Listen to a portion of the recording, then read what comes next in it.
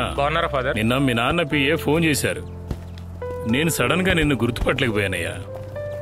మొట్టమొదటిసారి ఒక రాజకీయవేత్త తన కొడుకు మినిస్టర్ అవ్వకూడదు అనుకోవటం. నాన్నకి ఇష్టం లేనందువల్ల నాకు అయ్యో ఫాదర్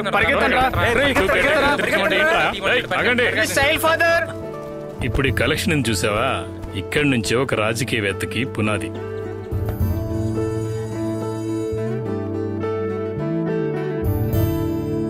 ఓకే, ఎంజాయ్ చేయి. Hello hi. హలో రఫీ అన్న. హలో, ఈ రోజు మస్తానాన్న తరపు నుంచి ఒక ట్రీట్ ఉంది.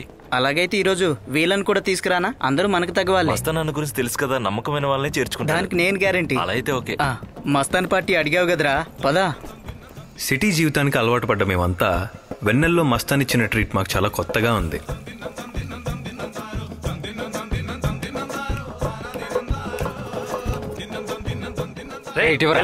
ఆగరా, అక్కడ పోయి వేరే తెచ్చుకోరా. నీకు మడికే దొరుకుతుందా? నేను వెతికితే నాకు ఏదో ఒకటి దొరుకుతుందిలే.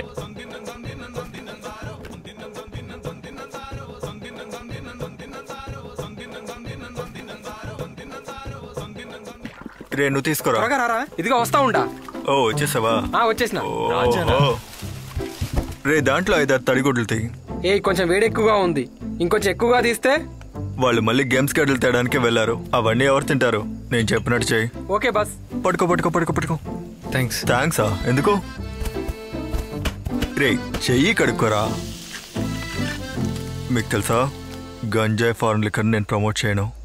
దానికి బదులు నేనే చేసి నేనే తీసిన స్వచ్ఛమైన కొబ్బరి కళ్ళు ఎంతైనా తాగొచ్చు. నాకు మొదటిగా కంపెనీ ఇచ్చిన మీరందరూ సూపర్ హ్యాపీగా ఉండాలి.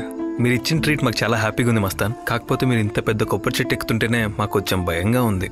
ఆవు పేడ పిడకల గురించి తెలుసుకోవడానికి గూగుల్లో కొట్టే గూగుల్ బాయ్స్ అవ్వకూడదు. మీరందరూ కష్టపడి ఒళ్ళు నలగాలి, లేకపోతే పని అవ్వదు.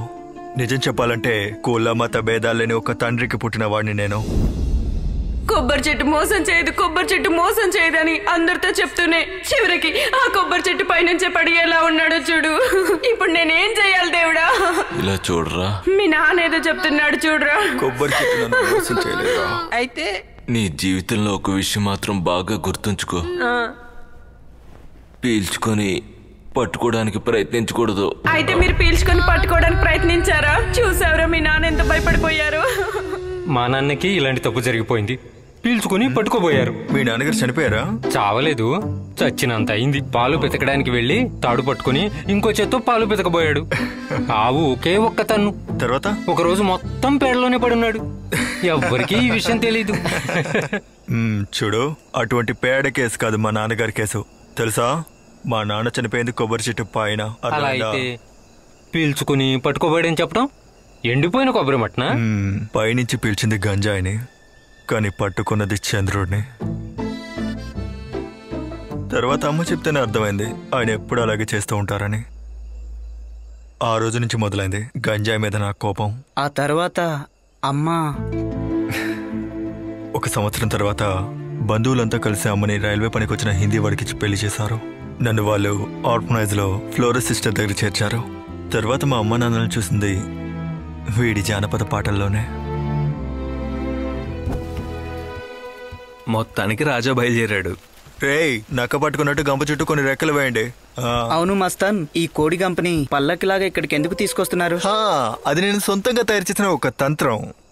గంపతో ఎత్తుకొచ్చేటప్పుడు కోళ్ళు వోల్వో బస్ లో ఒక టూర్ కు వెళ్తున్న ఫీల్డ్ లో సైలెంట్ గా కూర్చుని ఉంటాయి. తర్వాత తడిగుడితో పట్టుకునేటప్పుడు అమ్యూజ్మెంట్ పార్క్ కి వచ్చి స్నానం చేయడానికి దిగబోతున్నాం అనుకుని డీసెంట్ గా అరవకుండా మనకి సాయం చేస్తాయి.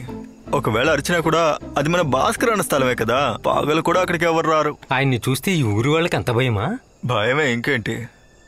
ఇంతకు ముందు ఈ స్థలం శ్మశానంగా ఉండేది. అయ్యో, భయపడే విధంగా ఏమి చెప్పవు ప్లీజ్. పాటకి తాళం వేయడానికి అక్కడి నుంచి మీరు తీసుకొచ్చింది ఏంటో ఒకసారి బాగా చూసుకోండి. ఓ మట్టికుండా? ఆహా, నేను ఇక్కడ నుంచే తీసా. సరిగ్గా చూడు.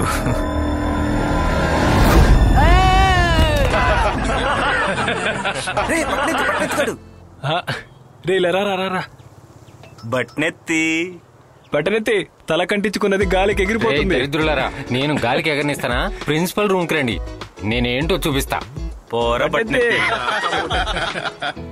కాలేజీ డేస్ లో చాలా మంచి మంచి విషయాలు జరగడం ప్రారంభించాయి. కాయల్ నేషనల్ టీమ్ కి సెలెక్ట్ అయ్యాడు.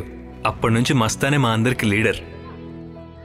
సాయంత్రం పూట అర్జున్ కాయల్ ఆట చూసి బెట్టు కట్టుకోవటమే మాకు ముఖ్యమైన పని.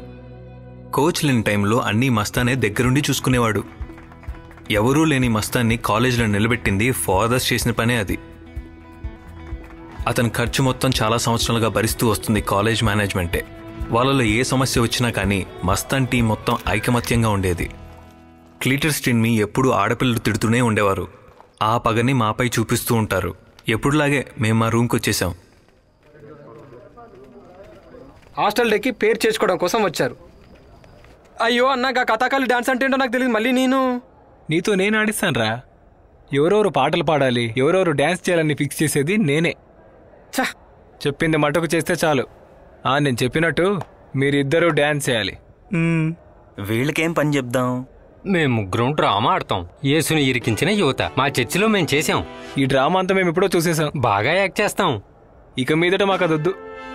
ఇప్పట్లో వీడిని ఏ ప్రోగ్రాంలోనూ చేర్చుకోవద్దు. చివర్లో మనం యూజ్ చేసుకుందాం.